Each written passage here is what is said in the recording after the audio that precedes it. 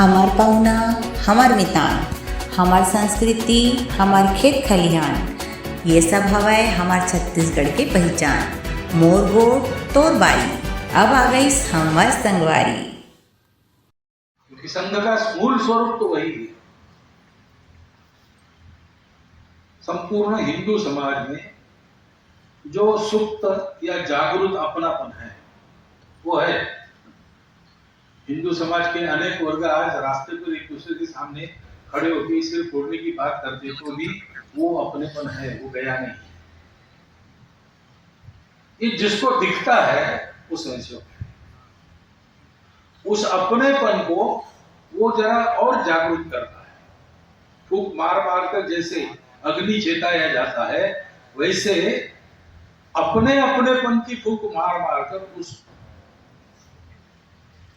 अपनेपन के अग्नि को बढ़ाता है।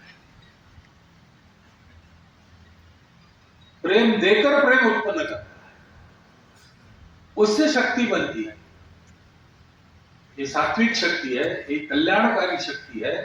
उसका आधार शुद्ध सात्विक प्रेम है और वो आचरण करने वाले स्वयंसेवक है। ये भाषण सुन के कोई ऐसा होता नहीं, लेकिन कभी एक बार ऐसा भाषण सुन के वो देखता है कि वास्तव में क्या है, क्या ऐसे हो सकता है। मेरे आसपास कोई है मेरे जैसा जो ऐसे चलता है, वो देखता है और उसको दिखते। स्वयंसेवक ये करता है और इसलिए स्वयंसेवक, अच्छा स्वयंसेवक जो है उसके बारे में यही कहा जाता है सर्वत्र। व्यक्ति के नाते उत्तम व्यक्ति है, एक पैसा खाता नहीं। काशी राज्य के बारे में ये सब कहा जा रहा है। शुद्ध है, कर्मठ है, अनुशासन का पालन करता है, बिना किसी से वैर किए सबको अनुशासन में रखता है। स्वयं के उदाहरण से ये सारा सिखाता है। एक व्यक्ति के नाते यही वर्णन उसका। परिवार को पूछो तो वही कुटुंब वत्सल, घर के मुखिया के नाते सबका परामर्श लेना, सबकी चिंता करना, सबको करना। और समाज में जाओ तो वही है, अपना पराया कुछ नहीं सोचना, सबको अपनाना और बिना मांगे सबकी सहायता करना। ऐसा क्यों करना? तो ऐसा कुछ नहीं, आखिर अपनी हिंदू परंपरा कहती है कि ईश्वर क्या है? ईश्वर सत्य है। जो सत्य है, अस्तित्व की एकता का, वो सत्य ईश्वर ही है। ईश्वर के कारण ही सब कुछ है, ईश्वर से ही सारा निकला है। और इसलिए सबके अंदर आपस का संबंध अपनेपन का है, प्रेम का है। तो सत्य और प्रेम ये ईश्वरीय की अभिव्यक्ति है। अपने भागवत में भी 4 पैर बताए धर्म के, वो यही है, सत्य, करुणा, शुचिता, तपस। आदमी ऐसे जीवन जीता है, उसका जीवन शुद्ध होते रहता है। अगर विकारों से मुक्त शुद्ध जीवन है तो ये अपनापन सबके ध्यान में आता है। उसके चलते करुणा उपजती है, संवेदना उपजती है, एक दूसरे के सुख दुख में अपने आप व्यक्ति सहभागी होने लगता है। और ऐसा जो होता है उसी को सत्य की प्राप्ति होती है। तो समाज में भी उसकी ऐसी कृति है। और ये क्यों होता है कि ये ऐसे ही हो जाता है? क्योंकि वो है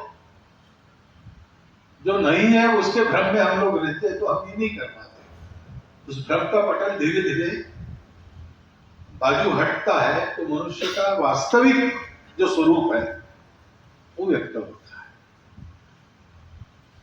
उसका मोह नहीं रहता। ये मोह नहीं है, मोह में अपेक्षा रहती है। मैंने ऐसा किया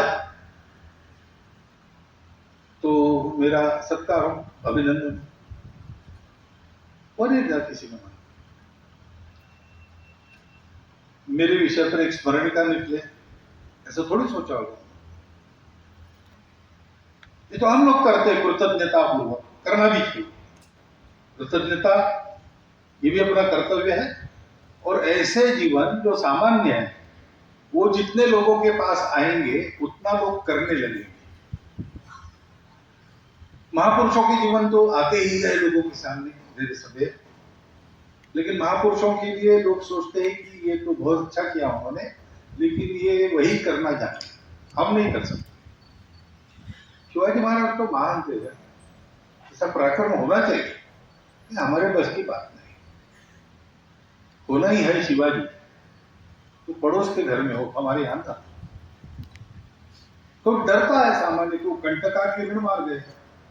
भाषण देने के लिए जितना आसान है इससे करने के लिए उतना ही कठिन है, लेकिन अपने कर्मपन के कारण वो कठिनाई भी किसी को लगती है करने वाले, वो तो सहज रूप से करते रहता है और आनंदित होते रहता है। कष्टों के कारण दुखी, कष्ट तो होते हैं लेकिन दुखी नहीं, क्योंकि उसका मोह नहीं है। और इसलिए ये सारा करते समय एक व्यक्ति के नाते अच्छा रहना, और अपने परिवार को भी सुखी रखना, समाज को भी सुखी रखना, उन्नति के मार्ग पर जितना हो सके अग्रसर करते रहना, लोक संग्रह ऐसा इसको कहते हैं।